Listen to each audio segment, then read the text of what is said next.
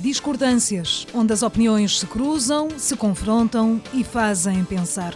Com Alferes Pereira, Délio Carcajo e Filipe Dias, todas as quintas-feiras, às 19 horas, na sintonia Discordâncias, o debate que dá que pensar.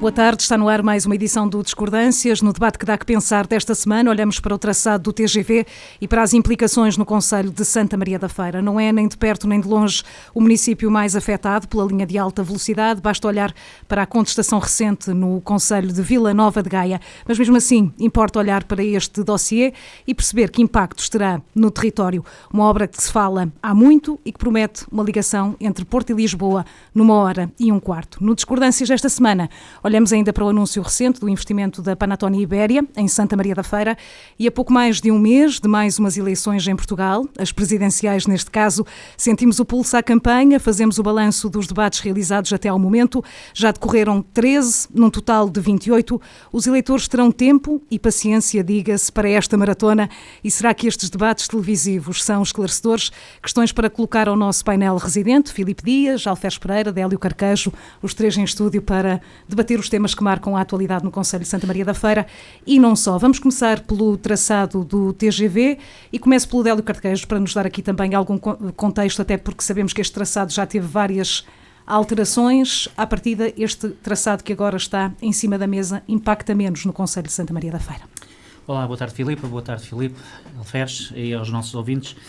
Efetivamente, esta situação do TGV, a ligação Porto-Lisboa em alta velocidade, é vista como essencial para a competitividade nacional, é também e para uma questão de integração europeia, pelo menos é isto que é o chavão de venda deste projeto, que todos nós falamos, que muitos de nós queriam ver concretizado, mas ao mesmo tempo também, se ele não for feito, que impacto aqui se pode ter para nós em termos locais e também em termos nacionais. Sou sincero, eu não consigo vislumbrar desde já grandes vantagens de acordo com aquilo que são as grandes obras nacionais, que têm sido muito diminutas e a forma como elas têm sido feitas. De qualquer das formas, havia aqui, em termos de um desafio local, a autarquia defendia aqui uma solução que fosse uma solução de equilíbrio entre o desenvolvimento nacional e os interesses locais e, portanto, isso esteve espelhado de várias formas, em vários fóruns, em termos de pressão relativamente a esta questão dos traçados e, portanto, nós tínhamos um traçado A que inicialmente proposto colocava em causa mais de 100 milhões de euros em investimentos estrangeiros e cerca de 1.200 postos de trabalho em Santa Maria da Feira. Estamos a falar da questão da expansão do próprio Aeroparque, não é? Exatamente, previstos para a expansão do Parque Empresarial do Lusoparque.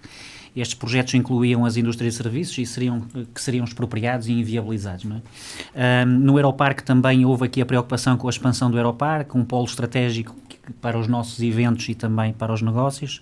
E, portanto, o traçado depois foi ajustado para minimizar os impactos, mas inicialmente ameaçava a limitar o crescimento futuro deste nosso complexo. Depois tem também um impacto social, o impacto das demolições e expropriações. Estavam previstas, e depois eu também peço aqui a ajuda do Filipe, que também está um bocadinho por dentro deste assunto, tal como o Alferes.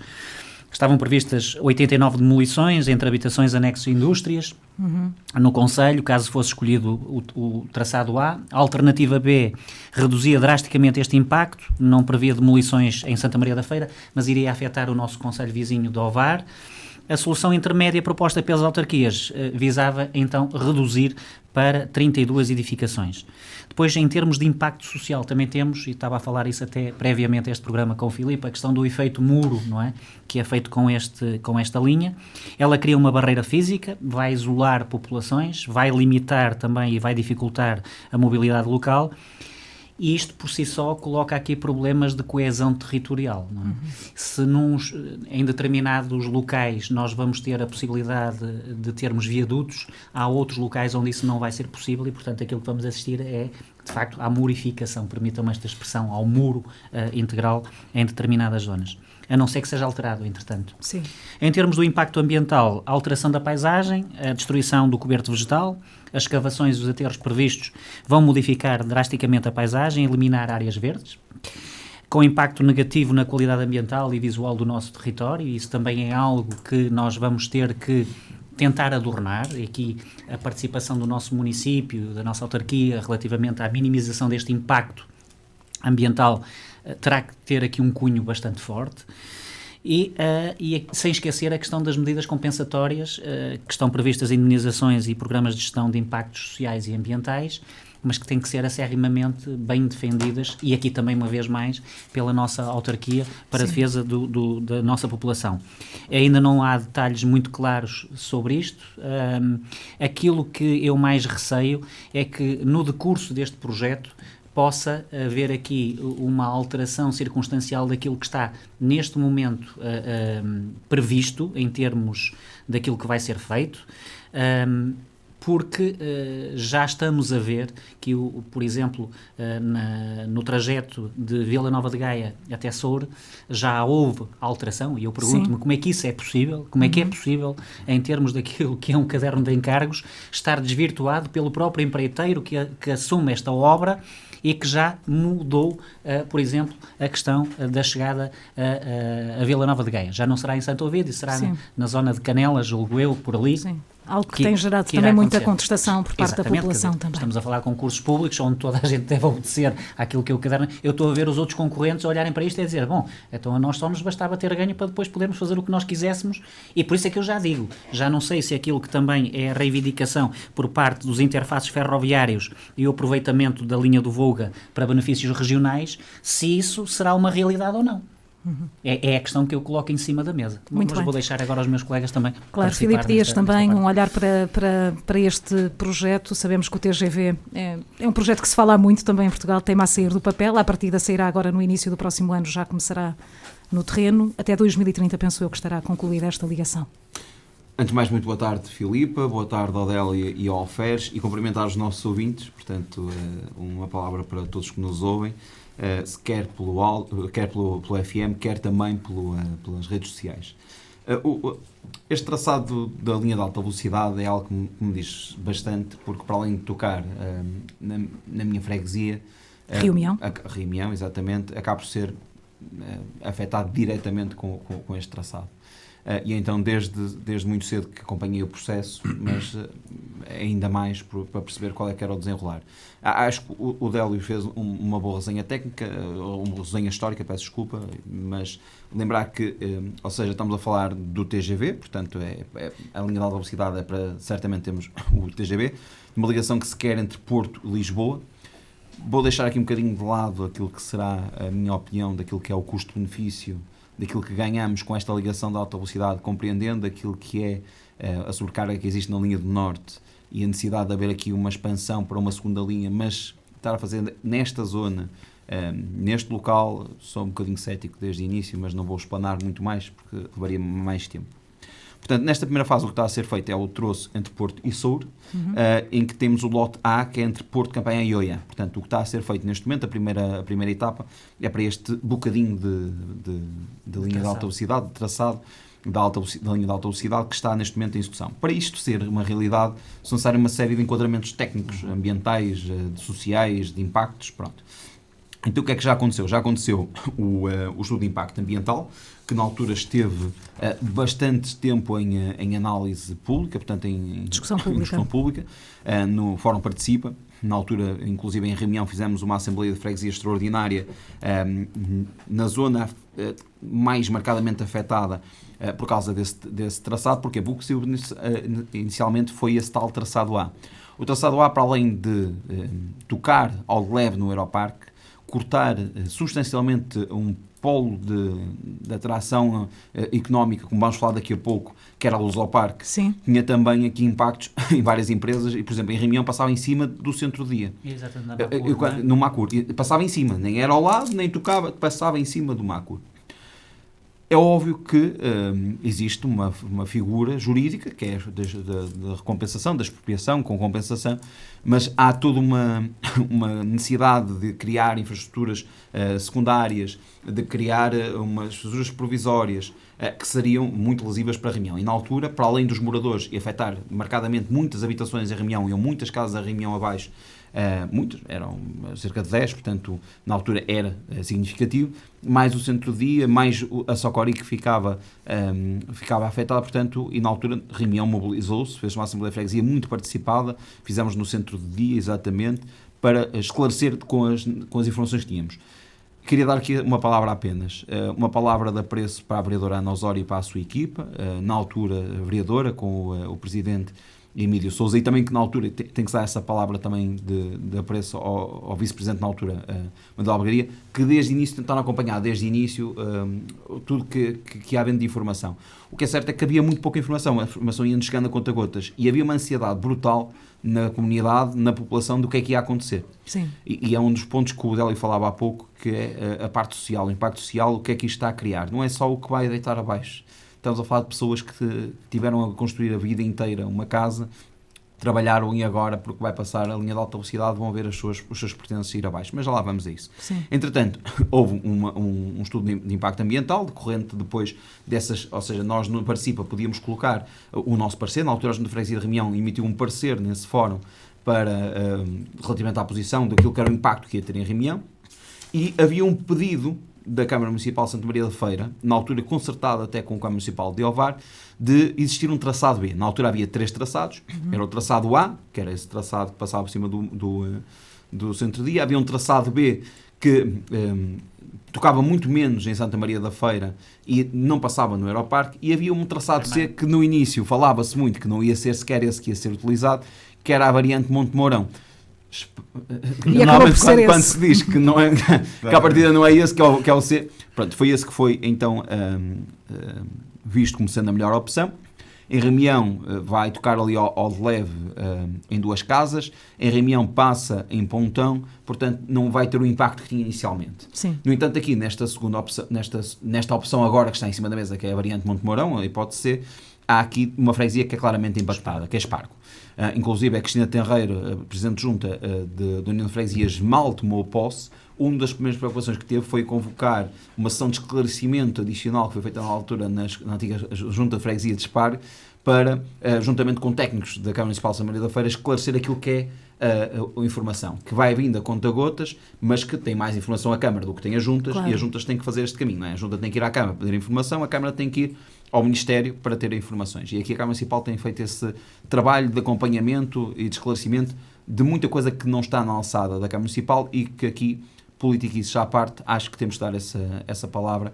A Câmara Municipal, desde o início, esteve ao lado das populações em tentar defender o território e aquilo que eram os interesses das populações.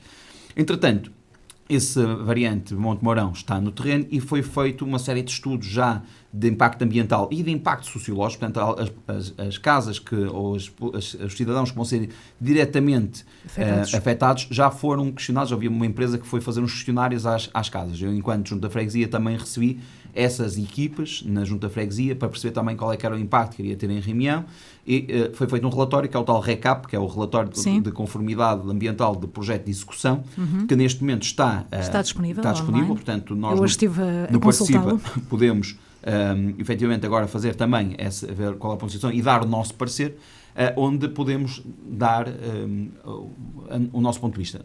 Já muito pouco haverá a fazer neste momento.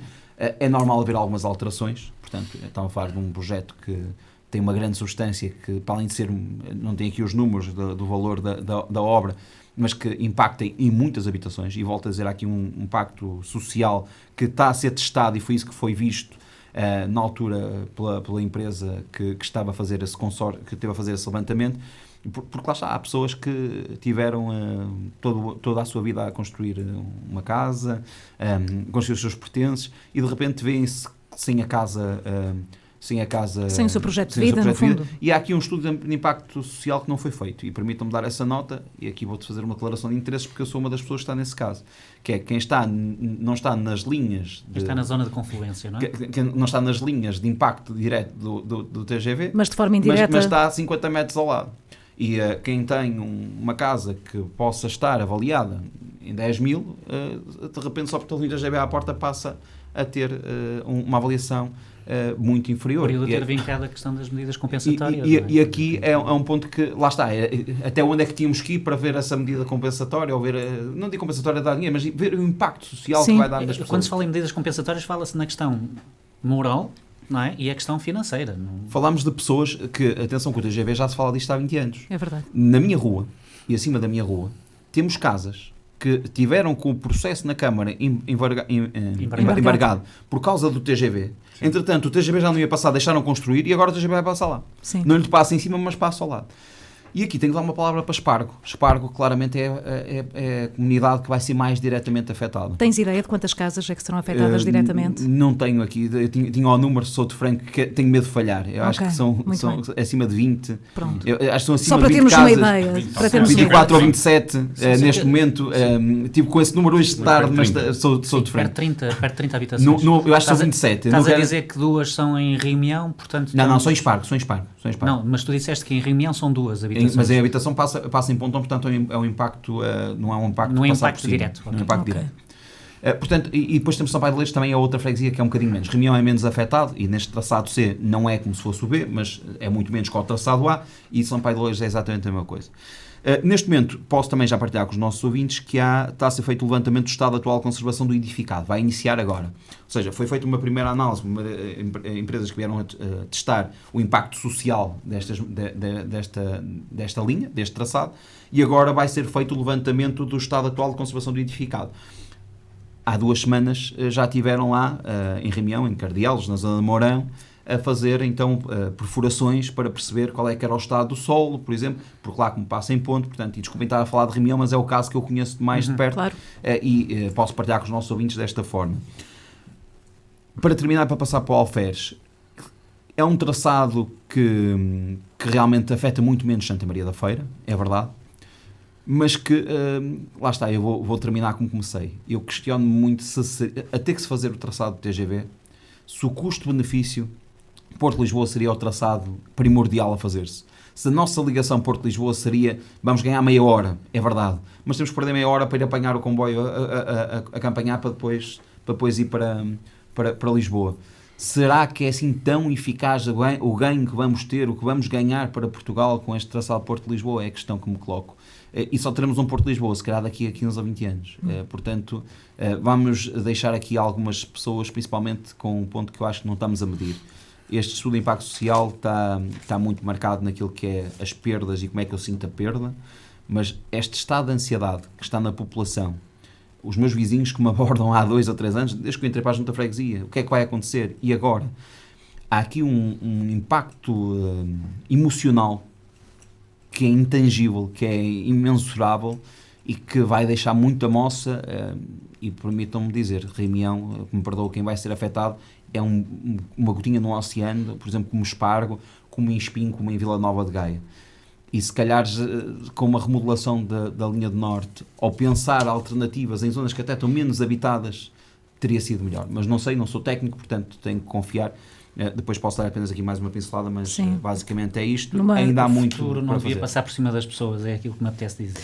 Muito bem, Alferes, o que é que te apetece dizer ou o que é que te oferece dizer a propósito do traçado do TGV? Já temos aqui também muito contexto. É uma obra essencial para o país. Boa tarde a todos, boa tarde sobretudo aos nossos ouvintes que nos estão a seguir e aos que estão também nas redes sociais, no Facebook. Eu acho que é uma obra importantíssima, acho que é uma obra que faz falta ao país.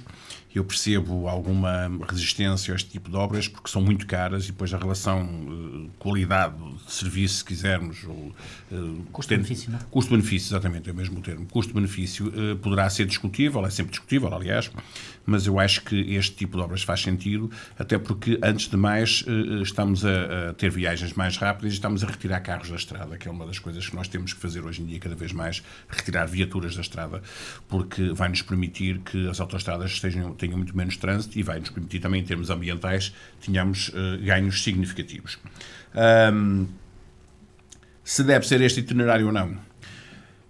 Eu vou ser muito franco, eu acho que o itinerário deve ser mais para o interior.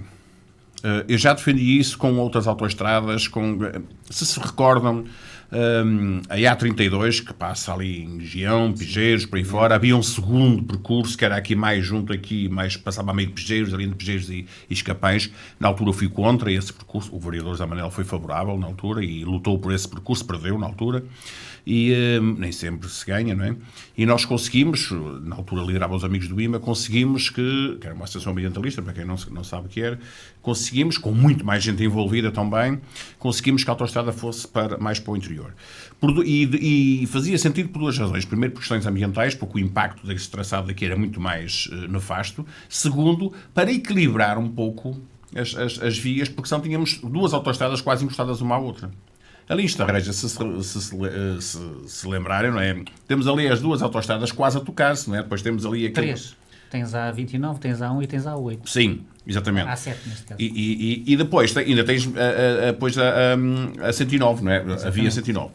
E não faz sentido nenhuma coisa destas. Portanto, as autoestradas, quando se fez a A25, por exemplo, eu defendi, mas isto é muito caro. Não é muito caro, mas é uma obra que se faz uma vez. Fazer um segundo percurso, a IP5 continuar como via não paga, e a A25 ficar mais abaixo ou mais acima, provavelmente mais abaixo um bocadinho, 10 ou 15 km ou 20 km a sul, e ficarem duas estradas, duas vias em paralelo. Isto faz sentido, faz. Uma paga-se, quem quer rapidez, a outra não se paga, que era a IP5, que com o trânsito tinha que ter, como é óbvio. Para pôr uma via em cima da outra não resolveu o problema. Agora andamos aqui à pancada para saber se tiramos as portagens ou não. Temos que agradecer ao PS e ao Chega, que de vez em quando entendem-se, não é? Fizeram um acordo e tiraram as portagens, mas de facto não faz sentido isto. Aqui é o mesmo. Aqui é um pouco diferente, naturalmente, mas eu acho que era uma forma de não termos tantos danos ambientais, tantos danos sociais, foi aqui falado e muito bem por vocês, porque, e aqui já passo para outra parte. Nós preocupamos muitas vezes com as questões de impacto ambiental, que são importantíssimas, nada contra. Preocupamos também com quem fica sem a casa, que é dramático, e sobretudo para a maior parte das pessoas que fizeram parte de gerações que construíram as casas com as suas mãos e com as suas economias, que nunca recorreram a um empréstimo, às vezes não ser um familiar ou outro que pediram meia dúzia de contos na altura para comprar o cimento que faltava, ou não sei o que mais, e os vizinhos ajudavam. Construíram-se casas assim, que agora as pessoas vão deixar as casas, vão chorar e não vão ser mais as mesmas. Não vale a pena, tu sabes bem disso. Até em termos materiais. Exatamente. E, portanto, vai ser uma coisa terrível para muita gente. Pode-se pôr uma casa igualzinha, muito mais confortável, numa zona muito mais bonita, não é a mesma coisa, porque não foi a casa que eles fizeram. E isto... Trabalhaste para construir. Exatamente. Suor, nós agora não sentimos isso tanto. Alguns imigrantes que foram para fora para poder... Mandar dinheiro aos bocadinhos, É a velha questão sociológica da questão da propriedade, não é? Exatamente. Nós não sentimos isso tanto porque nós compramos uma casa através do banco e se nos estamos contentes, despachamos a casa e mudamos de terra e não sei o que mais, e de terra eu e o Filipe nem tanto, mas pronto, que estamos mais agarrados às raízes, porque nascemos cá, o Délio não, mas compreendemos isso, fazem o que eu estou a dizer, e portanto, mas mesmo se tivermos que mudar de terra, mudamos, é um apartamento só, é uma casa, não há nada dramático. É aquela gente não. Os mais antigos, quando digo aquela gente, digo 50 anos para cima, 60, 60. Malta que esteve na França, que esteve na Suíça, que esteve na Alemanha, construiu a casa aos bocadinhos e, portanto, para eles é uma dor imensa perder a casa. Por isso mesmo é que se o percurso fosse mais para o interior, teríamos menos casas afetadas. Que eu dizia há pouco. Sim, claro. Sim, eu concordo contigo. Esse percurso, o impacto talvez fosse muito menor. E não havia necessidade, porque como o TGV vai parar em poucos sítios, parasse em muitos sítios, não ia parar ali no meio da freita, não é? Obviamente, teria que parar aqui nos centros urbanos. Mas como para em poucos sítios, é uma via rápida, ao fim e ao cabo, de comboio, mas é uma via rápida, não faz sentido, não é necessário estar junto aos centros urbanos. Era perfeitamente possível fazer isto mais para o interior, mais para a serra, permita uma expressão. Não foi, paciência, é o que temos. Neste momento, o que é que importa fazer? É garantir que as pessoas têm indemnizações justas, até porque eu não sei como é que estão a ser calculadas as indemnizações, mas se for com os valores de finanças é um perigo, porque muitas vezes as casas estão subavaliadas, não é? As novas estão, se calhar, às vezes sobreavaliadas. Agora nem tanto que as casas dispararam o preço também, mas as antigas estão absolutamente subavaliadas. Eu não sei como é que está a ser feito essa indemnização, portanto não sei se também tens conhecimento. O momento conjuntural é bom. O momento conjuntural. Não sei se me estás a entender o que eu quero dizer. Para vender. Momento, para a questão da venda, não é? É a questão da venda conjuntural. Mas depois tens de comprar, vai dar o mesmo. É isso. Mas, sim. Se tu vendesses e ficasses debaixo da ponte, era bom negócio, sim. Mas tens que depois comprar assim. Mas a propriedade hoje está valorizada. Pronto. Mas como é que se calcula a indemnização daquilo? Como é que está a ser calculada? Não faço ideia. Já há números sobre isso? Já há dados sobre isso? Não? Eu posso dar até uma... Eu fiz um esclarecimento porque... Isto é importantíssimo. Há um ponto até que, por exemplo, nós estamos a falar das casas, mas há terrenos com ávida também, que é um dos pontos também questionado. Eu não sei como é que está a ser calculado, ou seja, na altura o que foi dito é que as pessoas que vão ser expropriadas vão ser contactadas para fazer essa avaliação, portanto, fica esta nota de tentar perceber para a semana e trazer um bocadinho mais essa informação para dar aos nossos ouvintes, mas eu alertei até em sede própria daquilo que é o papel, por exemplo, de quem está a perder terrenos, porque nós não falamos de quem perde casas, Mas há gente que vai perder muitos terrenos. Há muita gente que perde muitos terrenos e há muita gente, como falaste há um bocadinho e bem, que não perde os terrenos, nem perde as casas, sobretudo as casas, mas mora a 20 ou 30 ou 50 ou 100 metros e vai ser um calvário aquilo para toda a vida. Vai ficar ali aquela coisa, ou em cima ou vai ao ficar lado. pior. Exatamente. Vai banhar com as obras durante 10 anos, vai ficar ali com o TGV à porta. E essa gente deveria ser indemnizada. Obviamente com uma indemnização mais parcial, digamos assim, mas era merecido. Por forma a, se um dia quiserem vender aquilo, porque também é verdade o que tu disseste, as casas, mas quando estamos de acordo, as casas que estão ao lado da linha vão passar para uma metade, um terço ou um quarto do preço. Sim, como é óbvio. O que estamos a dizer, eu creio que qualquer um de nós preferia ter que mudar do que coabitar. Claro. Portanto, está aqui um problema. E a questão social também, portanto, que advém disto tudo, é uma questão extremamente importante porque nós, e há estudos um bocadinho arcaicos feitos sobre esta matéria, sobretudo sobre a questão das autoestradas, dos pontões das autoestradas que passam em algumas terras, que dividem terras e que cria problemas. Olha, isso aconteceu na minha terra natal, em Vila Real, na minha aldeia, em que, efetivamente, a criação da A24 dividiu a aldeia literalmente a meio. Nunca mais foi uma aldeia... Tens aqui a feira, a Cruz, tens aqui a Espargo. 194 que passa... Não é tanto porque a autoestrada passa a um nível inferior... inferior... Agora estou a dizer 194... Sim, mas Espargo está toda de um lado, não é? Está não, mas separada aqui da Cruz, a zona da Cruz, não é? Temos a Cruz separada por uma variante. Sim. E o que é que queremos fazer? Um túnel para ver se juntamos, precisamente. Mas é essa a questão. Mas eu estou a falar com aterro e só com um túnel de passagem, que é diferente, ou seja, o impacto visual é diferente. Mas Reimião, por exemplo, é uma freguesia que já está retalhada por todos os lados. Sim. E na altura que foi essa questão do pedido para ser o traçado B, é que nós já nos passa lá a 1, já nos passa lá a 29. E atenção, e onde estamos a falar aqui já passa lá a 29, à porta da minha casa, que é a zona de Cardeais e de Mourão.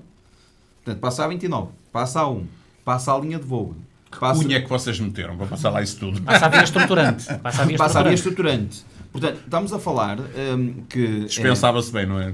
Sim, uma coisa assim, vais ter depois uma estação, no meio disto tudo, vais ter uma estação de TGV em Reimião. Pronto, se calhar o tal custo-benefício a gente dizia, pronto, compensa por aquilo que vai ser a atividade que traz. Mas neste momento a A1 não tem nenhuma saída em Reimião. Portanto, não temos grande benefício. A A29, por acaso, tem uma proximidade, mas para em Cortegaça. Que é algo que nós podíamos falar mais tarde. Que é para em Cortegaça. A saída da A1. Portanto, voltamos a ter, Reimião não tem uma intervenção direta. Por acaso, geograficamente está bem, porque tem a saída dos Moris, tem a saída de Reimião, Cortegaça. Acabámos por não estar muito mal, mas está retalhado. Temos a linha de Voguinha, é verdade. Passa lá, mas cada vez que as pessoas usam menos o Voguinha. Sim. Quando vier o metro para Santa Maria da Feira, vai ter que passar em Reimião. Não haja dúvidas que o metro vai se querer que vá até ao Europarque. Portanto, o metro, vindo para Santa Maria da Feira, vai passar em Reimião. Não mudando a conversa, mas eu já discordo do metro passar no Europarque, porque acho que devia passar no Europarque, era uma linha do Voga requalificada. Desviava ligeiramente aqui, passava no Europarque e depois engatava novamente. Não sei se é possível. É possível. O que eu posso partilhar com os nossos ouvintes é que, porque um dos pontos que estava muito em cima da mesa era a tal estação que podia haver aqui do TGV. Neste momento não está nada projetado, há possibilidades. É o tal POEC, que é o Programa Operacional de Várias Intervenções Coordenadas. Portanto, é uma empreitada à parte, onde depois, efetivamente, porque há zonas no traçado que tem que haver alargamento de vias, de linhas. Porquê? Porque os comboios podem parar, podem ser necessárias reparações, podem ter que parar para fazer cruzamento. Há uma intenção de utilizar a linha de alta velocidade também para outro tipo de transportes, como intercidades, linhas que tenham menos paragens, que é para sobrecarregar menos a linha do norte. E aí poderá haver um estudo para ser feito algo que seja ali na zona de Santa Maria da Feira, na confluência de Santa Maria da Feira e Ovar, poderá estar em cima da mesa. Portanto, mas não é uma coisa direta. Portanto, até para Reimião, mais uma vez está a ser diretamente afetado, e desculpa estar a falar de Reimião tanto, mas nós estamos completamente retalhados. Sim. Não é? Portanto, nós estamos completamente, nesta altura, com mais uma via. A questão que é importante mesmo para te passar, Délio, a questão que é importante é que agora haja um acompanhamento das pessoas que, de uma forma ou de outra, são lesadas por esta obra, porque o país, na minha perspectiva, é beneficiado, mas algumas pessoas são lesadas e nós não podemos andar para a frente e levar o país para a frente lesando pessoas de qualquer maneira. Isto não faz sentido. O crescimento, o desenvolvimento tem que ser com base em todos e não deixar ninguém para trás. Aquela famosa expressão que aqui faz mesmo sentido. É importante, nesse ponto, a dizer, não lesando, mas lesando pelo menos se recompense devidamente. Que foi um ponto que já disseste e acho que volto a dizer isto, que é compensar os lesados diretos, compensar os lesados indiretos e aquilo lesados indiretos em Reimião. É Sampaio de Oleiros, é Espargo. Eu acho que estas freguesias, como em Estarreja, como em Santa Maria, como em Espinho, mas nós estamos a falar do Conselho de Santa Maria da Feira. Sim. As freguesias têm e devem ser compensadas devidamente. Na altura, quando reuniram connosco, disseram que isso ia haver essa compensação. Agora, E a a verdade Câmara é uma... Municipal assume aqui um papel determinante. Até ao momento, ainda ninguém foi dito quais é que são o ressarcimento que vai ser dado. Mas às freguesias. isso já devia estar em cima Mas da as mesa. freguesias- Isto não faz sentido, isto é mesmo à português. É para deixar para o fim, que é para Deitam não as haver casas grande- abaixo e depois é que vão dizer, afinal, vamos pagar aqui. As freguesias Não é têm assim. que ser compensadas porque as freguesias estão a ser afetadas. Mas aqui a Câmara Municipal tem que dar um papel para a Câmara Municipal. Se hoje temos um traçado C, que é a variante Monte Mourão, em vez do traçado A, deve-se ao papel da Câmara Filipe, Municipal. mas não é Central. suficiente. O que estamos a dizer é que tem que ir mais longe. E Sim, esta sim, preocupação que o Alfer está a manifestar é aquilo que tem que acontecer. Não, mas eu concordo. Eu estava a tem afetar- que andar eu estava só- paralelamente com eu essa estava só a dar a defesa. nota não é? E acho que nesta altura a Câmara Municipal deve já estar a pressionar publicamente, porque estas coisas têm que ser publicamente, deve estar a pressionar O que é que vai publicamente o acontecer Governo. aos nossos Exatamente, municípios? O que é que vai exatamente. Que acontecer aos tipo nossos de municípios? indemnizações é que vão receber, quais são os critérios, quais são as indemnizações, quem é que pode estar, quem é que se pode candidatar, digamos, a essas indemnizações. Estão a fazer esse acompanhamento. Ó, Filipe, não tem, si- pode ser esse acompanhamento, tem que ser mais duro. A freguesia- Eu sei que o Governo é da mesma cor, mas isso Não tem- aqui não há tem- tendência a ser mais Ó, light com o Governo da Mas mesma eu não estou a cor. falar de cores aqui. Eu estou a Mas falar estou eu. Antiga. E é fundamental que a Câmara Municipal, todas as câmaras Mas quando municipais, começou o TGV, aliás, estamos a falar que era um governo PS. Portanto, quando começou este processo. Portanto, o que eu estou a dizer é que a Câmara Municipal não quer... Porque eu sou afetado diretamente. Portanto, eu estou a falar com a razão, mas também com a emoção. Portanto, aqui a questão é... A Câmara Municipal tem feito um trabalho de proximidade. Agora, acredito também, e acredito e sei, posso dizer que sei, que nem sempre a informação chega à Câmara Municipal na velocidade que os cidadãos querem. O que eu estou aqui a alertar... no início deste o que eu processo, estou aqui a alertar- o Governo escondia o que eu estou aqui a alertar- muita informação. Deixa-me na só, o que eu altura. estou aqui a alertar é que é preciso ressarcir, não queria dizer o termo de dar, como é que se diz? Indemnizar? Indemnização, obrigado. Não é questão só da indemnização, mas deve-se indemnizar bem, porque aqui parece depois que é uma questão de dinheiros. E não é uma questão de dinheiros. Não é só de porque há muita coisa. A minha avó não dorme.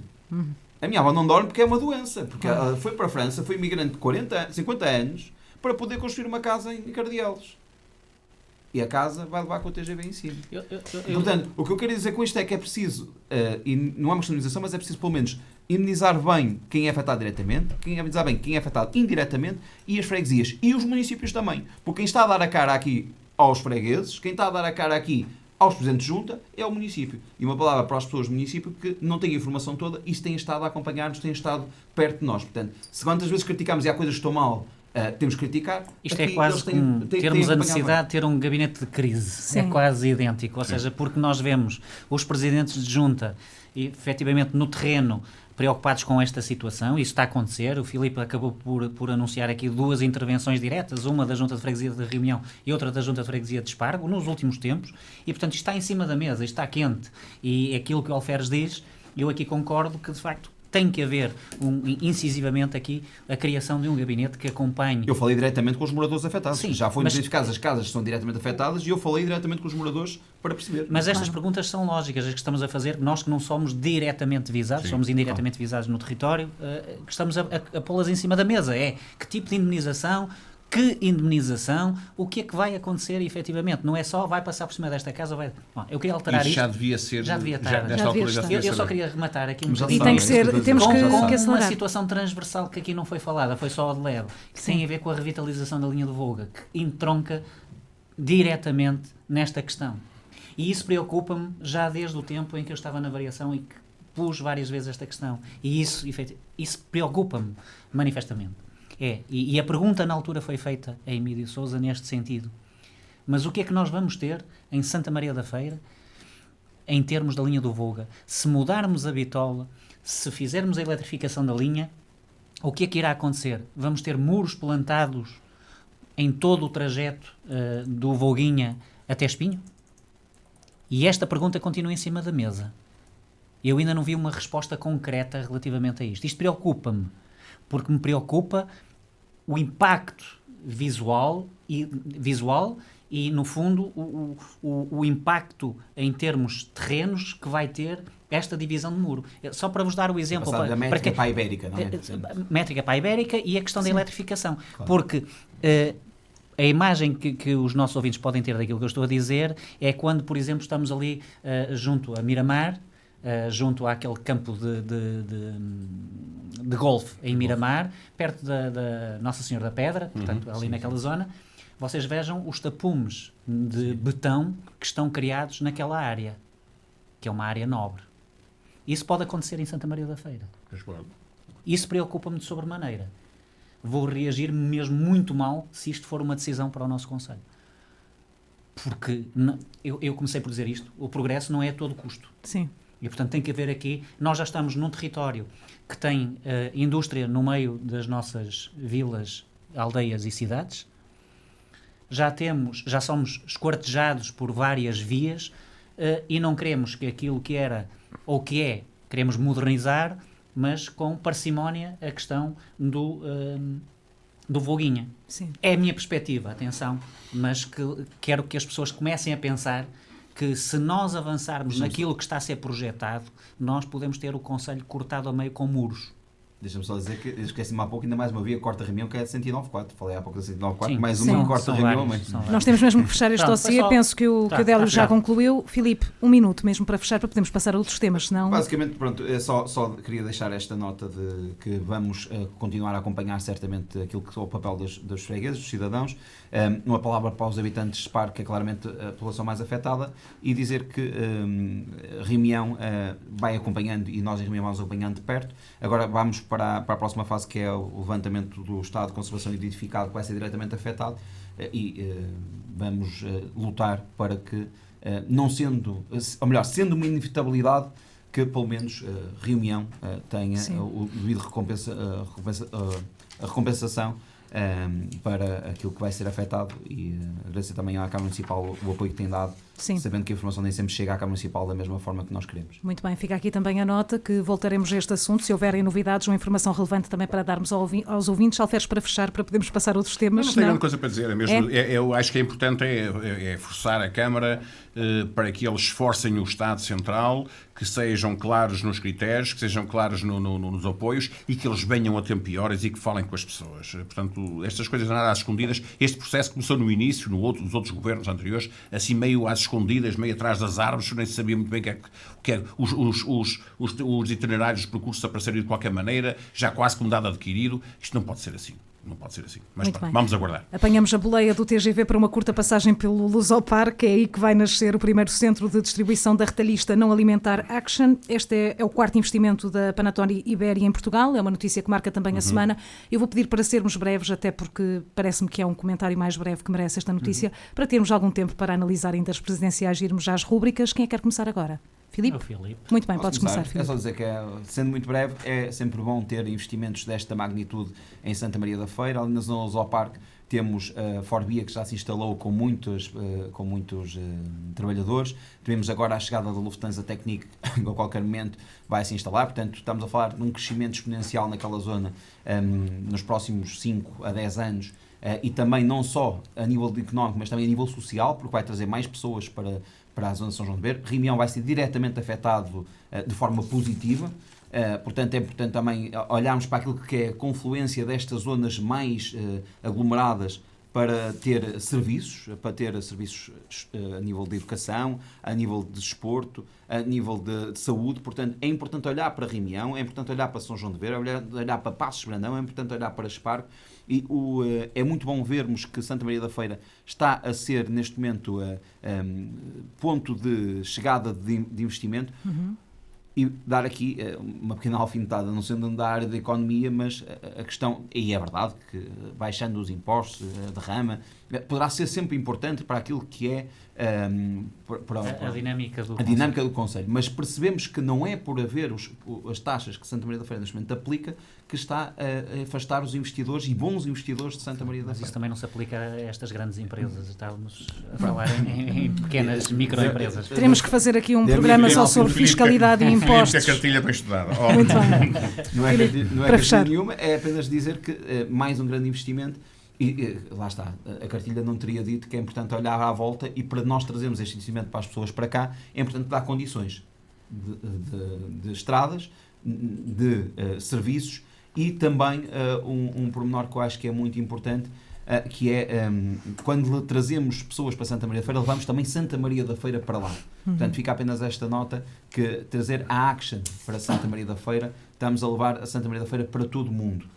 E é importante nós, da mesma forma que estamos a receber, e acho que Santa Maria da Feira tem feito esse trabalho, de projetar Santa Maria da Feira também, não só com o que recebe, mas também com o reunião. Muito bem. Alferes, conseguiste ser o mais sintético possível para sendo podermos... sintético e sendo mesmo, não sendo como o Filipe, apenas para dizer que é um Filipe ótimo até foi investimento. sintético. Nem por isso, mas já nos estamos a habituar. Mas quem é que é o moderador? Um investimento Se calhar o Alferes importante. tem que vir para aqui, eu vou para aí comentar. também Um Não sei. investimento grande para Santa Maria da Feira, interessante, sempre, muito interessante. Depois não é só o investimento em si, também é tudo que cria à sua volta, toda a dinâmica que cria à sua volta. E, portanto, o Conselho está de parabéns com isso. Obviamente que a questão dos impostos que são cobrados, isso não tem nada a ver. Essas empresas não se preocupam com isso e são peanuts para elas. Preocupam-se com a localização, com as vias, com as vias que estivemos a falar há bocado. Isso é que E é as importante. infraestruturas, não é? Que é o essencial. Obviamente. Não esquecer que nós não temos uma zona industrial que digamos que está assim na perfeição. Talvez a Lusoparque seja a única.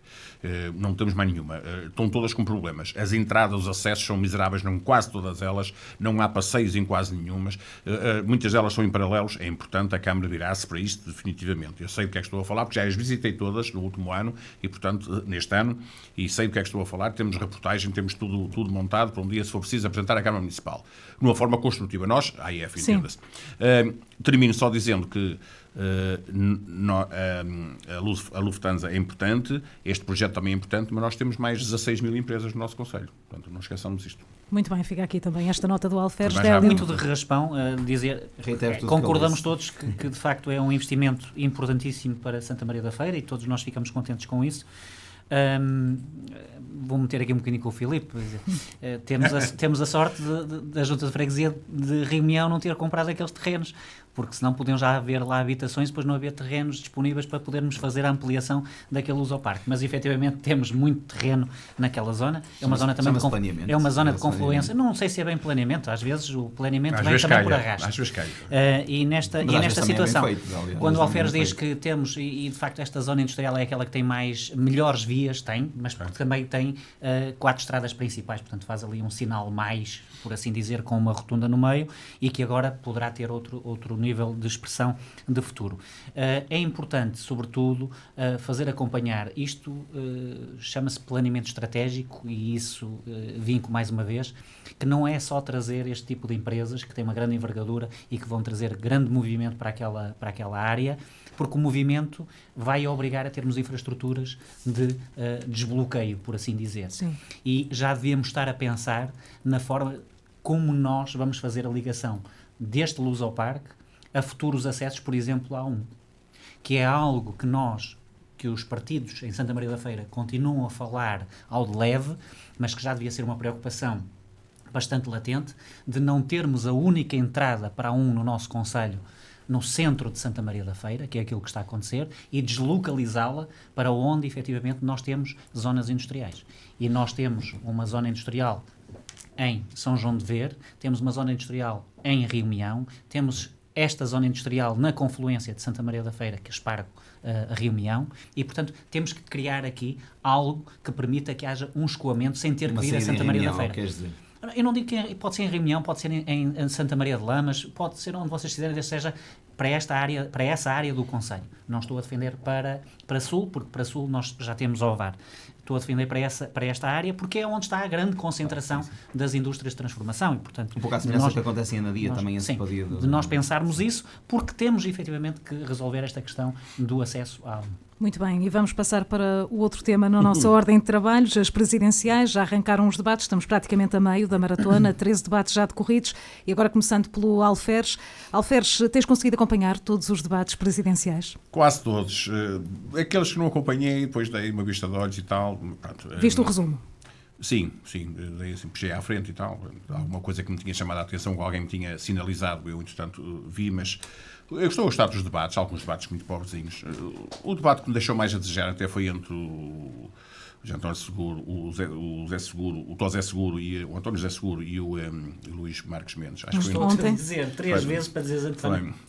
Não tenho nada contra o homem, atenção. Até porque Seguro Marques Mendes, foi o debate menos interessante para ti? Foi o debate menos interessante, porque estava-se à espera demais, não é? Portanto, e acho que foi um debate que, se estivéssemos deitados no sofá, corríamos sérios riscos de adormecer. Mas também não me espanta, porque não são oradores e acho que até nem são figuras propriamente de primeira linha para ser Presidentes da República. É esse o problema destas presidenciais. Há muita gente que fala que os candidatos não têm envergadura de eleições anteriores. São tudo figuras de segunda linha, sendo que tenho Ventura, que é líder do primeiro partido da oposição, pelo menos em termos de votos, ou em termos de deputados, ao contrário, em termos de deputados, mas que é sempre da mesma forma. O que me fez também pedir para termos aqui este tema, basicamente os debates vão correndo mais ou menos conforme estava à espera, com o contra-almirante com algumas dificuldades, e o André Ventura com a agressividade do costume, o PCP, o candidato PCP, com a cassete também, que já vem de trás, ainda não chegou sequer ao CD, ainda está na cassete, portanto, aquilo basicamente resume-se por aí,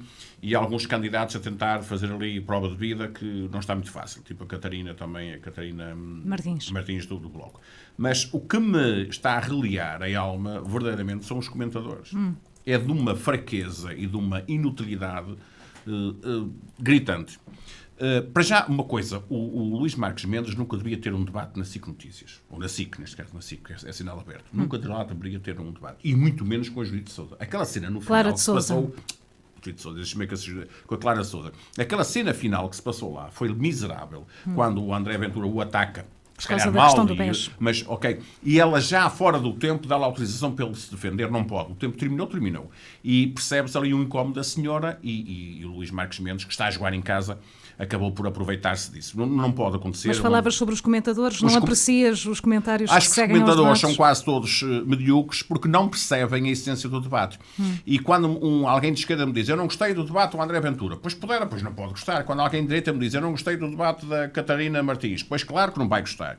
Nós temos que perceber para quem é que se destina os debates, para que público é que se destina, e perceber o impacto que ele vai criar. Mas deixa-me colocar então outra pergunta. Sentes que os debates estão a ser esclarecedores para o eleitorado? Nem todos, até porque se fala muito na perspectiva de se fôssemos governo, não é? Os candidatos fossem governo. Tem havido alguma confusão também. Às vezes parece que estamos num debate legislativo. Sim. Pois, agora ali no meio daquilo tudo, o Ricardo Costa ainda tem ali alguns rasgos de alguma, digamos, como é que eu vou dizer isto? Clarividência? Sim, podemos utilizar essa palavra, eu ia usar outra mais forte. E quem eu, de facto, a única pessoa que eu tenho gostado de ouvir tem sido o Rui Malafata, acho que é assim que se diz. Rui Calafate. Calafate, como é que eu se chama com o Calafate? Porque, de facto, tem sido alguém que, com as suas análises, tem percebido os debates, tem percebido o que é que cada candidato quer fazer. Nem sempre consegue. E ele analisa muito do ponto de vista da performance e da eficácia junto do público. Exatamente, e é isso que interessa. A eficácia junto do público.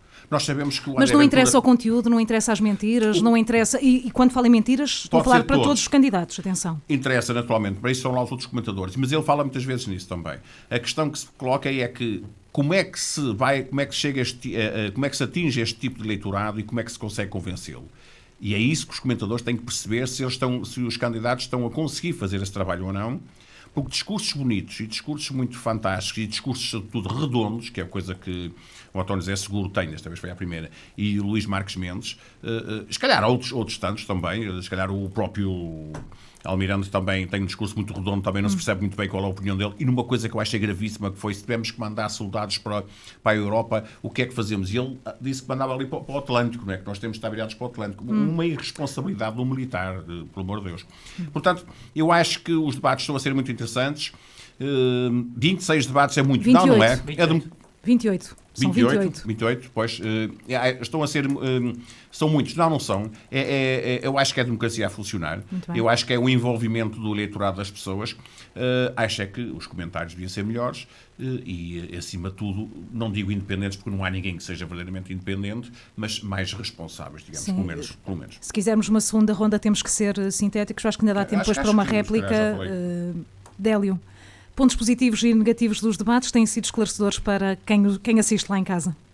como ponto positivo, eu coloquei aqui confronto de ideias e diversidade temática, portanto, elas têm permitido, de facto, expor aqui propostas sobre temas estruturais como a justiça, como a corrupção, a imigração, a economia, a revisão constitucional, e isto, de facto, contribui para uma maior clarificação das posições ideológicas daquilo que são os nossos candidatos perante os eleitores. Depois, também uma maior visibilidade e transparência, ou seja, estes 28 debates em canal aberto dão, de facto, o acesso democrático à informação e permitem que se conheçam os candidatos e as suas prioridades. Há aqui também um impacto na própria opinião pública, ou seja, devido ao elevado número de indecisos, o equilíbrio entre os principais candidatos, estes debates podem ser decisivos para definir quem é que vai chegar à segunda volta. Mas acreditas que 30 minutos de debate entre candidatos é suficiente? Não são suficientes. Não dá para aprofundar, E depois com estas querelas que vão acontecendo em muitos debates, e eu ia dizer exatamente isso, porque depois acaba-se por se beneficiar um em detrimento do outro, depois o outro não consegue esgotar o seu tempo, e portanto... E não é só isso, porque temos candidatos que estão na corrida eleitoral, mas que sabemos que não vão chegar a uma segunda volta, porque as sondagens também assim o indicam. Sim, mas e percebemos a isso. questão de também democraticidade está em cima, não é? Mas é quase uma singularidade aqui portuguesa, porque na maior parte dos países os debates não funcionam assim. Exatamente. Os meios de comunicação social escolhem os mais bem colocados. Mas sim, força dela, temos muito a aprender também sobre isso. Tem havido alguns desempenhos sólidos. Eu destaco aqui duas pessoas, o João Coutinho e também o Marcos Mendes e também um bocadinho o António José Seguro. Não tanto quanto os outros dois, porque eu tenho aqui uma situação que apontei relativamente à questão do Coutinho Figueiredo, que ele tem uma grande fragilidade, apesar de tudo. Ele tem um discurso estruturado e uma imagem de competência, isso ninguém lhe retira, sim. Mas eu acho que parece distante das preocupações populares, ao mesmo tempo. E isto é uma antítese. Foi sempre um bocadinho snobby, é sempre aquela pessoa um bocadinho... Mas é muito assertivo nos debates, é capaz de ser o mais combativo de todos. Já o Marcos Mendes é a experiência política e discurso pragmático, portanto, em termos de ponto positivo, de uma força. Explica tudo muito por pontos. Mas tem aqui uma fragilidade, que é a fragilidade de parecer o status quo num contexto de mudança. Ou seja, é manter tudo na mesma, numa altura em que nós precisamos de mudança. É um homem de sistema. O Ventura tinha razão. O José Seguro tem uma experiência governativa, é uma imagem de estabilidade, é reconhecido pelo papel que teve como ex-líder também do PS, sobretudo sobre isso, mas tem uma fragilidade que é visto como uma figura do passado, não é? Portanto, e tem dificuldade em apresentar a novidade. Tem-se sentido que tem dificuldade. Apesar de que a presença, a imagem, vende aquela imagem de estadista. Seriedade. Sim, sobriedade de estadista. Como ponto negativo, tem o excesso de debates e desgaste. Portanto, isto desgasta. Chega-se a um ponto. Eu próprio, sou sincero, não vejo todos os debates. Eu tenho acompanhado todos, mas tem sido difícil. Há aqui uma repetição de argumentos que chateiam. Há aqui um foco em ataques pessoais e táticas. Vimos isso no frente a frente entre a Catarina Martins e o André Ventura, não é? O tom foi marcado por acusações mútuas entre os dois e, portanto, de uma linguagem muito agressiva, desviando a tónica daquilo que era essencial em termos do debate. Há pouca profundidade nas soluções também, é daquilo que eu tenho assistido. Ou seja, os comentadores alertam para a tendência dos debates privilegiarem truques televisivos e soundbites, não é? Que muitas das vezes entoam em argumentos pouco sólidos e propostas que não são muito detalhadas para os problemas do país. Portanto, perdemos-nos nos soundbites. E depois temos aqui, eu custa-me dizer isto porque eu conheço o Almirante pessoalmente, posso dizer que sou um amigo, não um amigo direto, mas conheço bem, por fruto do passado. Mas tenho que dizer isto, ele é apontado com pouco à vontade nos debates, e tem manifestamente, e para quem o conhece sabe que ele é de facto assim. Ele está muito pouco à vontade, aquela imagem militarista faz com que isso aconteça, tem dificuldade em responder a questões concretas e tem uma tendência para dizer coisas genéricas, para a generalidade. E isto não abona muito em favor daquilo que ele é enquanto aquilo que ele quer ser. Não sei se me faço perceber. Ou seja, ele quer ser uma pessoa que ele não demonstra, não tem a capacidade de demonstrar cá para fora aquilo que é. Nós vimos uma parte disso onde ele não teve que falar, só teve que agir, que foi na questão da pandemia. E todos nós ficamos satisfeitos e batemos palmas, e ainda bem que tivemos este herói, não é? Mas isso é porque foi obrigado ao trabalho. Não precisava de grandes palavras, é utilizar palavras mestras. Usa-se muito aquela ideia que há muitas pessoas que são boas para ser Presidente de Junta, Presidente de Câmara, ser Primeiro-Ministro, mas é preciso ganhar eleições. E na política é preciso ter um entorno e ter toda uma encourage, aqui uma palavra francesa, uma entourage, não é? Que não é para todos. E, portanto, ele perde um bocadinho por isso. Mas vamos ver o que é que a população entende relativamente a isto. Ainda há muito debate para fazer. Sim, estamos mesmo em cima das 8 horas, Filipe. Eu dividi em 3 blocos, vou tentar ser muito sucinto, porque aqui para o Alfés cronometrado. Sim, eu ainda vos queria lançar um desafio antes de irmos para as rubricas, portanto, André Ventura, Gouveia Mel, Marcos Mendes e António José Seguro. Acho que está claro que é entre estes 4 que 2 destes irão passar à segunda volta, e parece-nos claro também que não vamos ter um vencedor à primeira volta. Acho que António José Seguro está a ter dificuldade em conseguir abarcar todo o eleitorado do PS, porque eu acho que o Gouveia Mel está a começar a entrar um pouco naquilo que é o eleitorado do PS. André Ventura a fazer uma campanha dentro da que é a sua lógica. Eu acho que é uma campanha mais marcada para as legislativas, quando houver novamente, do que para as presidenciais. Pode ter aqui até uma surpresa e ter um bom resultado, mas os temas que traz para cima da mesa, a forma como ele está a interagir, a forma como ele debate... Mesmo que passe à segunda volta, ele sabe que não ganha na segunda volta. Portanto, Sim, ele é sempre tudo ganho. Filipe, perdoa só interromper. Claro. Ele consolida, de facto, aqui o eleitorado fiel, não é? Mas, ao mesmo tempo, dificulta os consensos e, portanto, quebra aí. Eu acho que o André Ventura está claramente a fazer um trabalho à sua imagem, está a fazer o seu caminho. O Marcos Mendes está a ter alguma dificuldade de descolar, mas já fez uma recuperação grande. Ou seja, lembramos que no início quase todas as sondagens davam a 10, ele próprio tem 15%. Lembrado isso nos debates do crescimento que tem tido. E acho que tem crescido, mas está a demorar a descolar para quem está apoiado pelo partido que está no governo. Portanto, acho que Marcos Mendes já era dar aqui uma facezinha de estar nas sondagens mais vezes à frente. E também não faz o pleno no partido, não é? E há muito, exatamente. Depois há aqui algumas aulas, quer do PS, que não estão com António José Seguro e que se calhar até vão apoiar Gouveia Mel, e há alguns que não estão com Luís Marcos Mendes e poderão apoiar Gouveia Mel e António José Seguro. Eu vou deixar o Coutinho Figueiredo para que é o outro bloco. Seria muito interessante ver. Eu acho que o Ventura corre mesmo o risco de ir à segunda fase, de ir à segunda volta. Sim. Porque o eleitorado é o que tem o eleitorado mais fiel. É mais fiel, e ele claramente não está com problemas em dizer que é partidarizado e que está aqui para ser independente. Ele diz mesmo: eu sou Presidente da República, vou ser Presidente da República. Às vezes engana-se, eu sou Primeiro-Ministro, mas sou Presidente da República, vou ser Presidente da República destas pessoas, e ele corre um sério risco de ir à segunda volta. Veremos com quem? Se é com Gouveia Mel, se é com Marcos Mendes. Acho que António José Seguro está a perder aqui um bocadinho de espaço. Acho que será André Ventura com Gouveia Mel ou com António José Seguro, ou André Ventura com Marcos Mendes.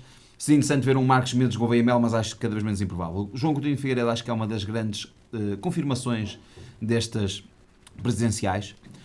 Um bocadinho a extraí-lo neste momento. O IL que passa por uma fase de alguma identidade, mas João Coutinho Figueiredo consegue ter já alguns militantes até do PSD. Ele tem sérias dificuldades. O PSD, alguns elementos do PSD estão neste momento com João Coutinho Figueiredo. Não se revende com Luís Marcos Mendes. Gouveia Melo está a perder alguma aura porque tem que começar a falar. E lá está. Ele a agir é extraordinário. A falar já não tanto. Começa a tirar alguns tiques de autoridade, e essas pessoas que são mais moderadas às vezes não caem com muita dificuldade em responder a determinadas perguntas dos jornalistas e a questionar o porquê das perguntas. Um Presidente da República à partida não pode fazer isso, pode reservar-se a não responder. E acho que João Coutinho Figueiredo seria muito interessante, por exemplo, uma segunda volta João Coutinho Figueiredo com Luís Marcos Mendes, por exemplo, ou com António José Seguro. Seria interessante ver, mas acho que não irá acontecer muito dificilmente, mas acho que vai ter melhor resultado que as sondagens estão a dar neste momento. Deixei aqui para o último bloco o António Filipe, o Jorge Pinto e a Catarina Martins, que são os candidatos mais à esquerda. A Catarina Martins é uma candidata melhor que o Bloco de Esquerda é neste momento, mas acho que vai sofrer um pouco aquilo que é o impacto do Bloco de Esquerda nacional. Acho que vai ter um resultado mais fraco do que a qualidade e o valor que ela tem, e eu penso que ela tem neste momento na esquerda nacional. O António Filipe está a fazer mesmo... Não está a ganhar o eleitorado, mas está a consolidar a sua da esquerda um bocado. Exatamente. E o Jorge Pinto é daqueles que eu acho que está a fazer uma campanha mais soft, ninguém dá por ele. Sim. Mas não está a entrar, a imagem não está a entrar. Mas está a fazer campanha assim. A malta que é do Will, que é do Livre, revê-se naquela postura nos debates, na forma cordial como ele está, tem-se mostrado competente e articulado. Nos temas que ele traz para cima da mesa. Eu acho que o Jorge Pinto está ali a manter o eleitorado. Mas o Livre tem 5%, não te esqueças. É isso. O que trazes à mesa, tu partilhaste muito bem isso, mas estiveste sempre a fazer uma associação, este partido, este partido, este partido. Não é uma crítica que eu te estou a fazer, Filipe. Só estou a dizer é que fizeste muito bem em dizer isso, porque eu acho, e até para os nossos ouvintes perceberem, é que estas eleições presidenciais são de facto atípicas relativamente àquilo que tinha sido o passado, porque no passado, independentemente de nós reconhecermos um Mário Soares ligado a um Partido Socialista ou um Marcelo Rebelo de Sousa mais ligado ao PSD, houve sempre aquele desligar partidário em certo momento. Só tens um independente nisto. Exatamente. E nós hoje não conseguimos estar aqui, até os próprios três aqui a discutir esta questão, sem estarmos a ligar isto à questão partidária, que eu muito gostava que fosse observado mais por ideias pragmáticas relativamente a esta função e àquilo que o país tem que ser no futuro, do que estar pragmaticamente a ligar aqui, está ligado ao LIVRE, está ligado ao PS, está ligado ao PSD, está ligado ao Chega, quer dizer, não casa, não é? O remate final é só dizer que eu não acho que haja uma figura que seja de caras para ganhar, e vou voltar a dizer, não vou explanar a minha nota final, mas eu acho que não há mal nenhum em dizer de onde somos, de onde vimos, o que acreditamos. A independência não é uma coisa que se diz ser independente, ou que se apregoa, é uma coisa que se pratica. E o praticar a independência é ter a noção que todos nós temos os nossos gostos, as nossas ideias, os nossos ideais, os nossos preconceitos, os nossos erros, os nossos... Temos que fechar. E isso é que é a nossa verdadeira independência. Com aquilo que nós somos e aquilo que fizemos, saber fazer sempre aquilo que é o correto para o cidadão, independentemente de tudo isso. Muito bem, um desafio lançado muito rapidamente. Temos a partir de uma segunda volta nestas presidenciais, ninguém vai conseguir obter 50% dos votos antes disso e, portanto, eu pergunto ao Alferes, para ti, quem é que vai à segunda volta quem é que nós neste queremos momento? Ou quem é que achamos que vai? Que desafio que estás a colocar. É diferente. As duas soluções, então, se preferires. Quem é que achas que vai e quem é que gostarias que estivesse numa segunda volta? Eu queria que fosse à segunda volta o Coutinho Figueiredo e o Seguro. Muito bem, mas quem é que achas que vai? Ou o Seguro ou o Almirante. Aí tenho dúvidas. E por razões diferentes, porque o Seguro está em cabo ali à esquerda, um bocado, era essa a ideia. Pronto. Até que gostaria mais que fosse o Almirante. Quem é que eu acho que vai? Eu acho que vai Ventura e vai o Almirante. Muito bem. Délio? Quem é que achas que vai? Deixa-me sem palavras. Eu queria justificar, mas eu concordo com o Alferes. Vai ser o André Ventura e o Almirante. Por duas E o Ventura razões. em primeiro, provavelmente. O Ventura irá porque há neste momento uma correligião relativamente a este discurso. Sim. É o estado atual e, portanto, vai-se manifestar também nestas eleições. Depois o povo está farto de ter eleições sobre eleições. Temos o fator surpresa que poderá ser, de facto, o Almirante, que vai congregar aqui direita-esquerda e vai jogar ao centro. Não é aquilo que eu desejo, mas também não vou dizer o que é que eu desejava. Ok, muito bem, fica no segredo dos deuses. quer dizer, Filipe, não para pode ti, jogar para quem esse, vai? O que eu desejava era Marcos Mendes, Coutinho Figueiredo na segunda volta, acho que vai ser André Ventura, Marcos Mendes. Muito bem, fica aqui estas notas. Dizer apenas, e vou recomendar aqui o podcast do Observador, a eleição mais louca de sempre, eu posso dizer que já ouvi há algum tempo e que me fez ir rever os debates das presidenciais de 1986 na RTP Play, estão disponíveis e... debates de 2 horas e pouco, com consistência, com combate político acima de tudo, muito interessantes para quem quiser ver. Ser, na minha opinião. O debate de Soares com o Cunhal, algum teve 3 horas e tal. Sim, é verdade. Olha, Isso aí é não, anterior. Olha que não. Olha que não. Olha que não. Muito bem, vamos ao melhor e ao pior da semana. Filipe Dias, podemos começar por ti. Melhor da semana, espetáculos de drone de Berlim, parabéns, apesar de algum percalço no primeiro dia, fruto daquilo que é tecnologia, é extraordinário, estão de parabéns. Associado a isto também a magia de Natal que está nas freguesias, e acho que é muito interessante sentirmos esta magia de Natal, em tudo aquilo que envolve. Lourosa vive este fim de semana o seu mercado de Natal, também algumas freguesias vão ter Argoncilho. Portanto, isto é muito interessante. O novo relevado de Passos Brandão, uma palavra para a direção do Clube de Passos Brandão, que está a fazer um trabalho incrível para manter aquele clube pujante e dinâmico. E a última nota, para mim o melhor, é a Amadeu Albergaria, que se candidata aos ASDs. O congresso é este sábado. Eu sou também vice-coordenador da ANAFRE do Distrito de Aveiro e é importante termos pessoas que sabem o que é Santa Maria da Feira, Santa Maria da Feira, naquilo que são alguns órgãos de pensamento. Isto não são órgãos de decisão, são órgãos de pensamento das autarquias. Portanto, os meus parabéns pela ousadia, pela coragem e por ser a pessoa certa, na minha opinião, para liderar os ASTs neste mandato. E o que é que deixo? O que é o pior? O pior, uma situação caricata, aquela questão das medalhas, ou a falta delas para o sub-17, pelo cómico, mas a questão negativa mesmo é tudo que se está a passar. Acho que podemos trazer um dia para cima da mesa, que é o que está a passar em torno da Ucrânia, quase como uma negociação à parte em que a Ucrânia e a Europa não é tida nem achada. Não são conta para nada disto. E há ali uma negociação entre a Rússia e os Estados Unidos para perceber o que é que vamos fazer com o brinquedo. Fica esta nota, poderemos depois eventualmente abordar esse dossiê num futuro programa. Alferes, para ti o melhor? Melhor, o papel que os Rotaries têm tido cá no Conselho da Feira, os dois, mas em particular o Rotary Club do International, do Orivogo International, hoje não estou a acertar com os nomes, pela iniciativa que tiveram, que espero que há dias a explicá-la, End Plastic Soup, que é de facto uma excelente iniciativa e não tinham obrigação de a fazer, mas decidiram de alguma forma envolver-se na comunidade e fizeram. Uma nota também para o Académico da Feira, permitam-me, que ganhou o Alenquer e vai receber o Sporting, o grande Sporting na Taça de Portugal. Em janeiro, nos dias 10 e 11. O presidente, meio maluco, já queria pôr os bilhetes a 50 euros, mas disseram, não pode ser tanto. Vamos lá ver. 48 ainda pagava. E depois há outra nota para o Manaia Team do Joaquim Bernardes, não é, do Manaia, que foi campeão nacional na sua categoria na prova de velocidade de ralis. E o que é que desce para ti pior?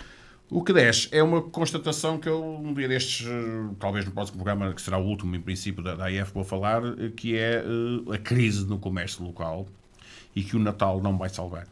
Nós vamos ter muitos encerramentos de comércio local no próximo ano. Eu estou a ser não estou a ser dramático. Estamos a viver momentos muito aflitivos. O comércio está de rastros, a indústria também, mas o comércio está de rastros e porque não tem maneira de se proteger e as grandes superfícies não estão a ajudar nada também.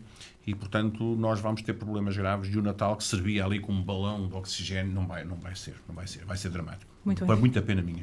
Délio, melhor. O melhor, eu trouxe aqui, corroborando aquilo que muitos dos meus colegas já disseram, a Austrália, dia 10 de dezembro, vai encerrar as plataformas de redes sociais para menores de 16 anos. É o primeiro país no mundo a tomar uma decisão destas, regulamentada e demonstrando que não vai haver complacência para as plataformas que não seguirem as regras de fecho das redes sociais para menores de 16 anos. Isto para mim é uma notícia que de facto tem um grande impacto. Outra boa notícia tem a ver com os nossos campeões da Europa de handball em cadeira de rodas jogados a 4. Pela primeira vez, num primeiro campeonato da Europa que se está a realizar em cadeira de rodas a 4, ganharam os 5 jogos. E, portanto, somos campeões da Europa também a este nível para pessoas com dificuldades de mobilidade. Em termos de pior, vou trazer aqui aquilo que de facto já devia estar também em cima da mesa e que nós temos que olhar para isto com muita seriedade e mais uma vez a unir, ou seja, aquilo porque passo isso também diretamente, Sim. que é a utilização dos transportes públicos por parte dos meus filhos e saber que o autocarro da Unir de semana e meia em semana e meia está variado e não faz o percurso daqui para o Porto, passando por Vila Nova de Gaia. E, portanto, isso para mim, pelo menos sei que há outras avarias, mas concretamente refiro esta e que isto não pode acontecer. Isto não pode acontecer, tem que haver alternativas e nós não podemos continuar a ter a Unir com autocarros que são de segunda linha, terceira linha, quarta linha em Santa Maria da Feira.